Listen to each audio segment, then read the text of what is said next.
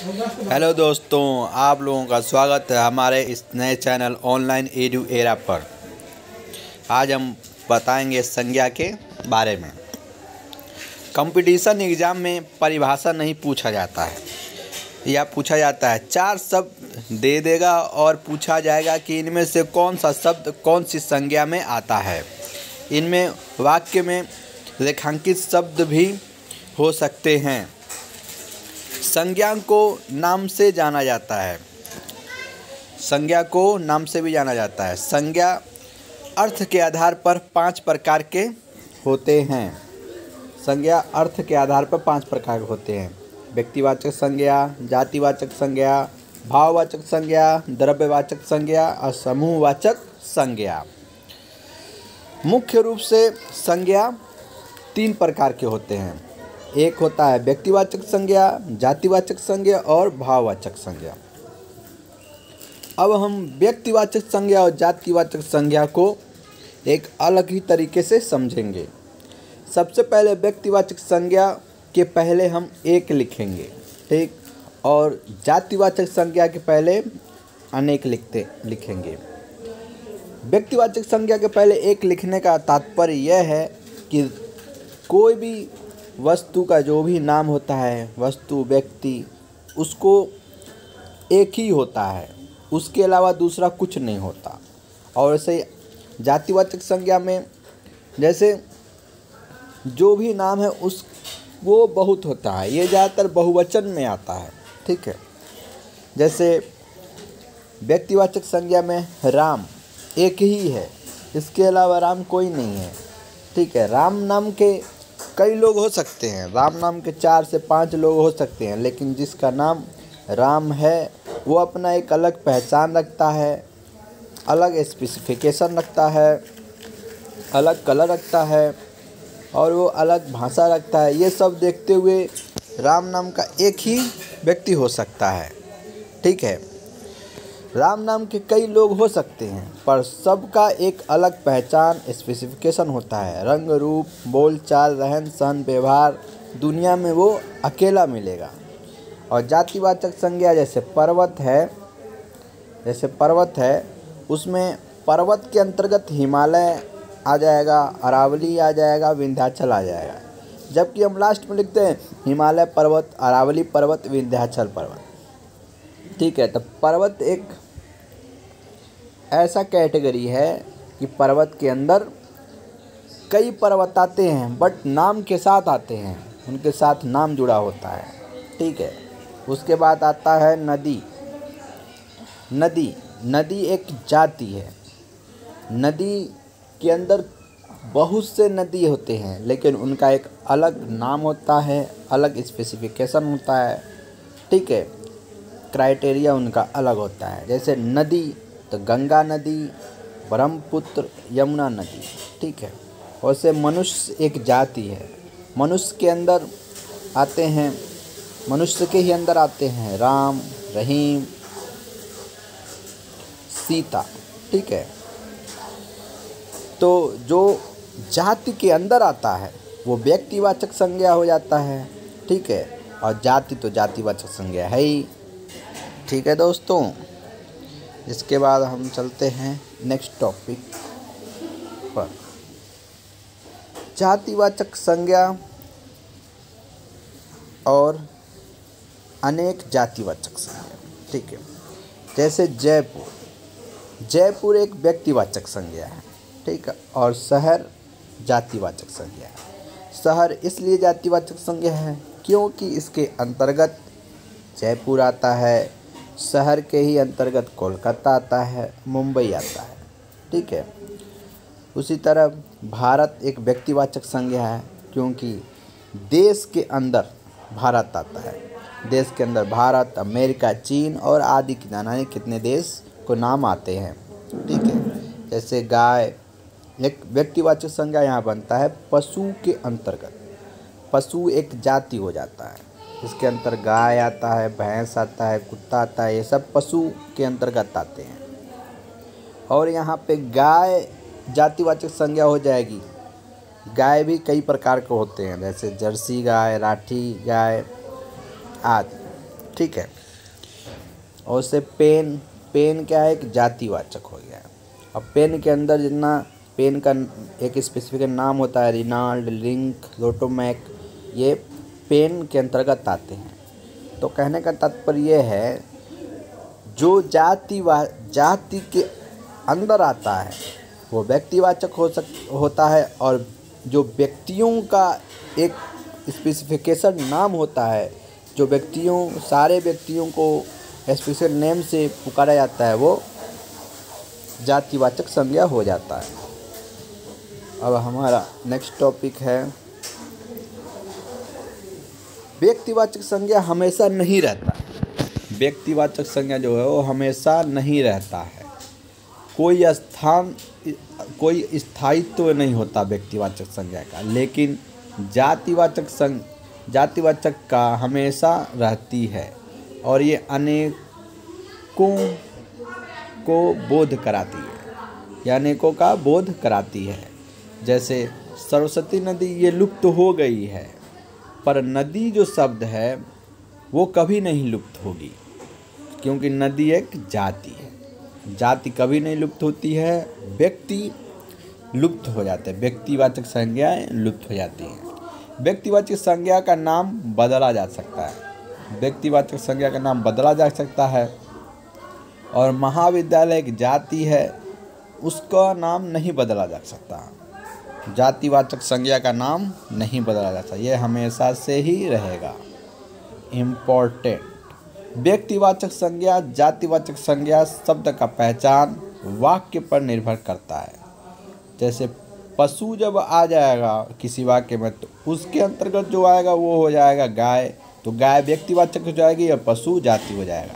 और गाय के अंतर्गत जो आ रहा है, जैसे राठी हुआ, जर्सी हुआ, थार हुआ, ये सब व्यक्तिवाचक संज्ञा के अंतर्गत आ जाएंगे। ठीक है।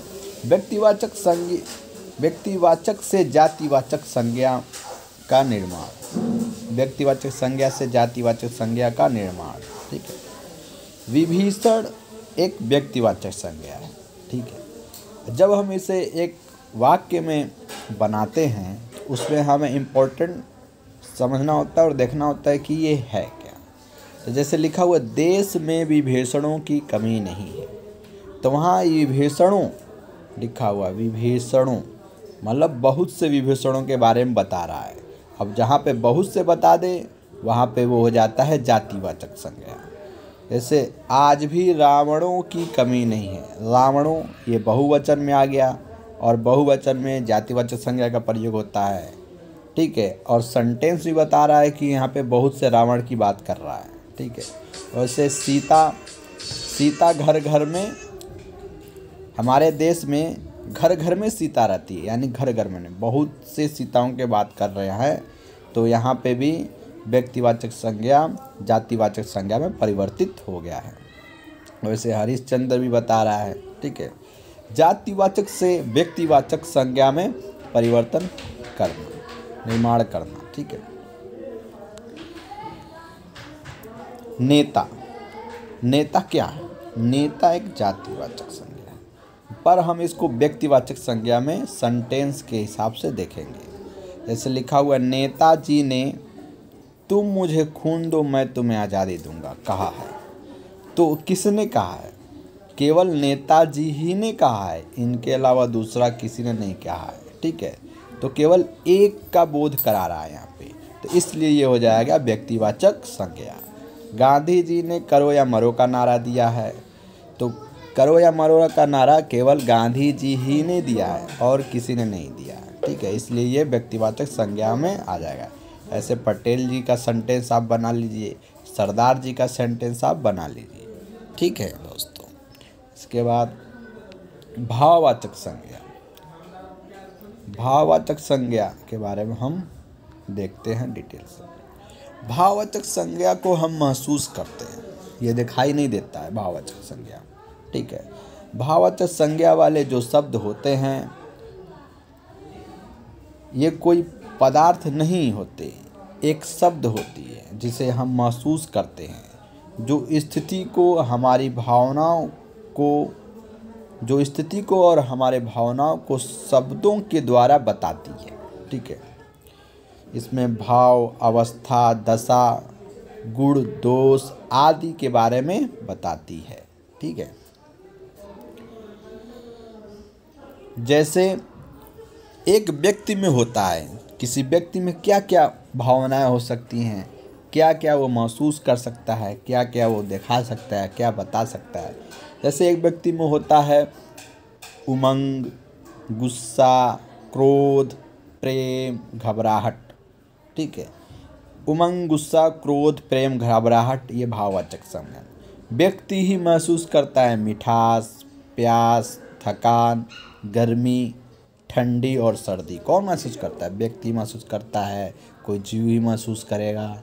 ठीक है, तो जो हम महसूस करते हैं, जैसे मोटापा, मोटापा ये महसूस कराता है कि उसको देखो वो मोटापा है, उसको मोटापा हुआ है। बुढ़ापा, बुढ़ापा हो गया है। बचपन, बचपन। ठीक है, ये लास्ट वाला शब्द भी, जो लास्ट में ये पढ़ते जुड़ा हुआ है, उस पर भी ध्यान दिया। मोटापा, बुढ़ापा, बचपन। ठीक है, थकान, प्यास, पिठास, इसका इम्पोर्टेंट है भाववाचक संज्ञा में। घबराहट। ठीक है, और व्यक्ति के अंदर छुपू ही भी कुछ शब्द होते हैं जिसको हम देखते हैं। जैसे होता है व्यक्ति के अंदर अपनत्व, अपनत्व होता है, ये भी भाववाचक में आ जाता है। इंसानियत, इंसानियत भी भाववाचक में आता है। दोस्ती, दोस्ती भाववाचक में आ जाता है। आज़ादी, निचाई, लंबाई, चढ़ाई, ऊंचाई, आई, लास्ट में आई आ रही है, टी ई। दोस्तों, भाववाचक संज्ञा को पहचानने की भी तरीका मैं बताता हूँ कैसे होता है। पहचान, जातिवाचक संज्ञा सर्वनाम, क्रिया, अव्यय वाले शब्दों के अंत में प्रत्यय लगाने पर शब्दों को भाववाचक संज्ञा में बदला जा सकता है। वह प्रत्यय इस प्रकार से हैं। कुछ शब्द होते हैं, प्रत्यय होते हैं, उसको हम अगर शब्दों के राष्ट्र में जोड़ दें तो वो भाववाचक संज्ञा में बदल जाते हैं। जैसे तव हो गया, ता हो गया, ती हो गया। तो, ता, ती। आई हो गया, ई हो गया, आओ हो गया। आई, ई, आओ। हट, अपन। ये हम जोड़ दें तो कुछ शब्द भाववाचक संज्ञा में परिवर्तित हो जैसे जैसे नारीत्व। क्या हुआ? नारीत्व। ठीक है,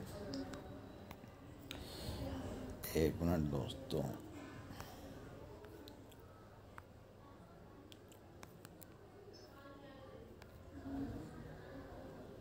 ऐसे हुआ नारीत्व, पुरुषत्व, घबराहट, इसमें हट आया, तो आया, हट, भटकाव, थकान।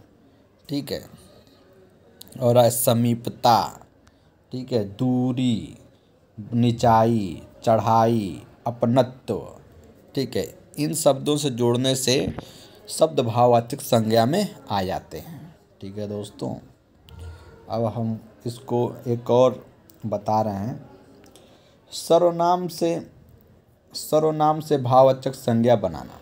जैसे सर्वनाम से भाववाचक संज्ञा, सर्व, सर्व से सर्वस्व हो जाएगा, तो ये भाववाचक संज्ञा। माँ, ममता, ममत्व, ये भाववाचक संज्ञा में आ जाता है। पराया से परायापन, अपना, अपनापन, निजत्व। विशेषण से भाववाचक संज्ञा बनाना। अच्छा, अच्छाई, सुंदरता, सौंदर्य, शीतलता। ठीक है, उसके बाद आ गया संज्ञा, संज्ञा से भाववाचक बनाना। किससे? संज्ञा से भाववाचक बनाना। मनुष्य क्या? मनुष्यता, पुरुषत्व, भारीपन, मित्रता, किशोरापन, दासता, मानवता।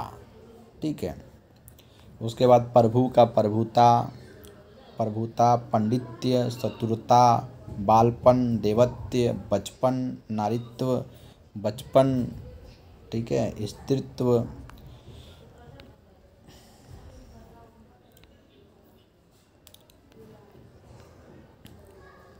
स्त्रीत्व, लड़कपन, पुरुषत्व, मनुष्यता, दानवता, बुढ़ापा, चतुरता, मैत्री आदि शब्द आ जाते हैं। ठीक है, शिशुत्व, ममता। ठीक है दोस्तों, इसका आप लोग ध्यान से चेक करिए और इसको याद कर लीजिए।